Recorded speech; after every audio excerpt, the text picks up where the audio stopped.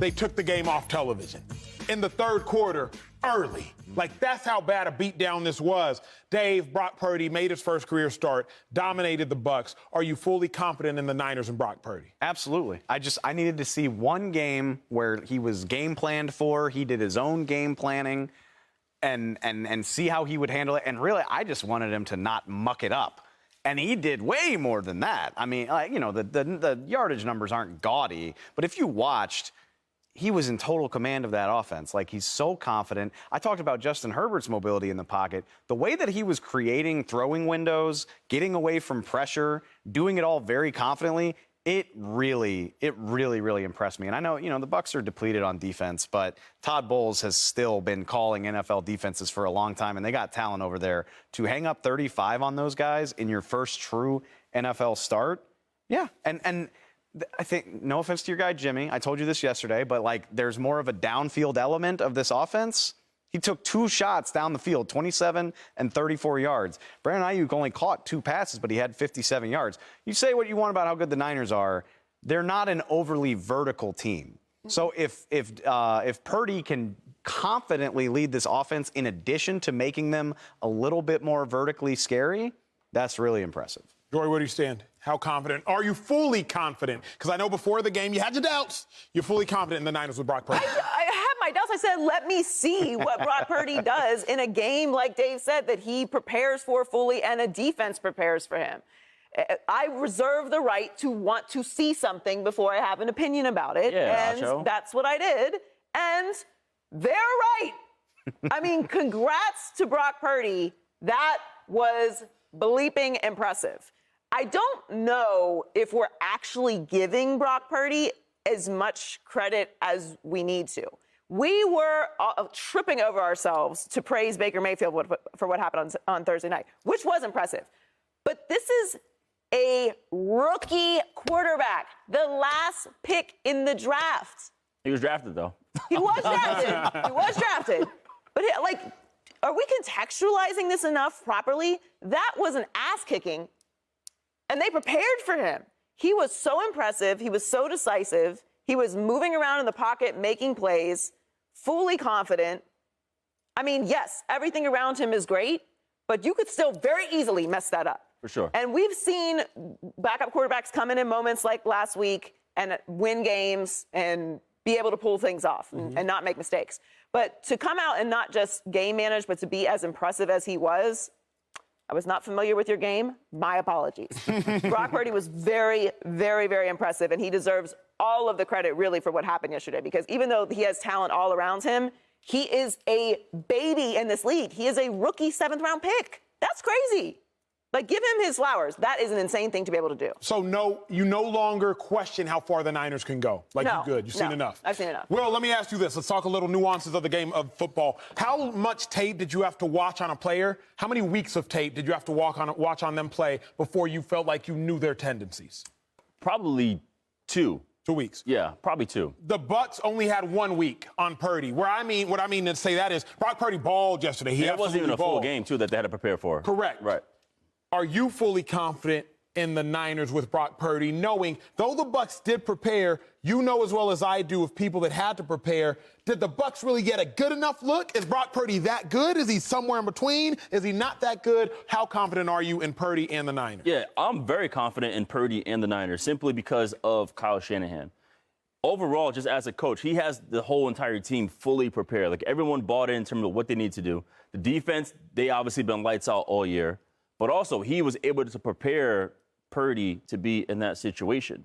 And that's for me, when I look over at other young quarterbacks that aren't doing well, I'm like, are these coaches preparing these guys for the right situation? Are they putting them in the right situation, not just on the field, but off the field and handling stuff? And I think right now what Kyle Shanahan does very, very well with the system, with the team, organizational-wise, they came into this game very, very, very prepared.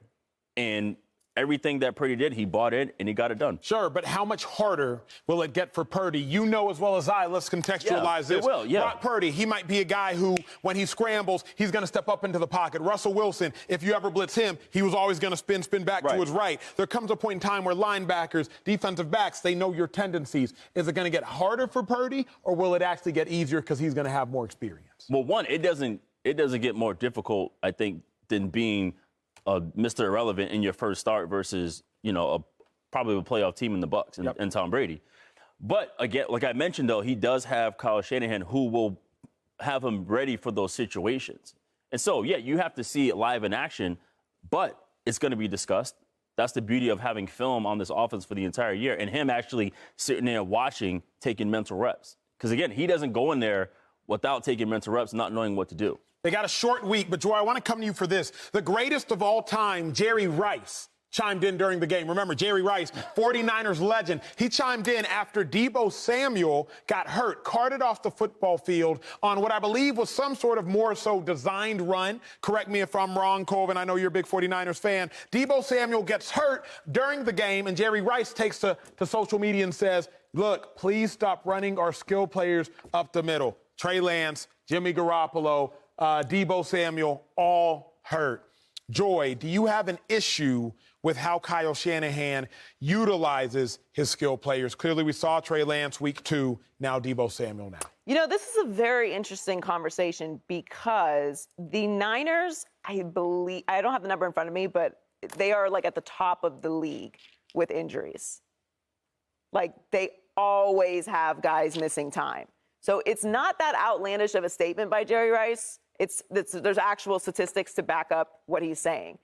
And this is why Deebo wanted out of there, because he's like, you are putting me and my physical ability in jeopardy in the way that you're playing me. Now, obviously, they came to some sort of compromise here, but like this was the issue that Deebo had, is how he was being used. So I do think Jerry's right. Now, at what cost? Because clearly they are a playoff team. they are trying for a Super Bowl this year, and this is a physical team. They play physical. So I don't know what the real compromise could ever really be if you're going to take advantage of what Kyle Shanahan does. But they have a ton of injuries, and he's not wrong. If Deebo was still a first contract player, drafted 34th overall, looking for his payday, this would bother me a lot more. And that's why I was happy when Deebo made some noise about not liking the way he was being used. Like, hey, y'all are going to run me into the ground, get my ligaments shredded up, and I'm not ever going to make any money. But he signed the contract. And what is it about Deebo Samuel that makes him special? He's a great receiver in his own right. I feel like that gets lost. He had 1,200 yards last year. But what makes him special is that he's a damn linebacker out there. And Kyle Shanahan knows how to use him. That's the problem, is that you look at my size, like, I ain't trying to be hit like that, like, all day long. But isn't that is what separates him from another great receiver? Is like, yes, he can do all of that stuff, but he can also give you 500, 600, 700, 800 yards as a rusher. He's a hard guy to take down. Think about the play he made against the Cardinals on the end around. Yep. He did it against the Cowboys is what won the game in the playoffs. He does it all the time. That's the thing. Yeah. Outside. But even the Cowboys playoff game, I believe, was a toss. But nonetheless, Deebo Samuel is a Pro Bowl wide receiver and an all-pro football. For sure. So if you're utilizing him as a football player, you're getting the most out of him. You have an issue with how Kyle Shanahan uses him. I want to say I have a major issue. I understand what Jerry is saying in terms of like how we're utilizing our skill players. I mean, shoot, when I got recruited out of high school, I was a scat back. I got recruited by the Big Ten. I'm like, guys, like, I don't run in between the tackles. Like, I don't do that. Like, why you recruit me to do this stuff? Like, Wisconsin, like, chill out. But I understand in terms of, like, the quarterbacks more so than Deebo. Like, yes, quarterback runs, design runs, having them go up the middle. Like they don't got Jalen Hurts on their team. They don't have Cam. They don't have those guys. So I understand that part. But, yeah, like you said, Deebo, like, that is what makes him special. I'll give you that. Whether he likes it or not, like, that's what makes him special and a difference maker and a mismatch problem. So, I mean, I hear what Jerry's saying, but, Deebo's been getting it done regardless. Yeah, you live by it, you die by it. Deebo Samuel, let's say high ankle sprain. Hopefully that will be of the lesser of that 4 to 6 week window that usually accompanies high ankle sprains. Subscribe here to get the latest from Speak, and go watch a few segments from our other shows on FS1.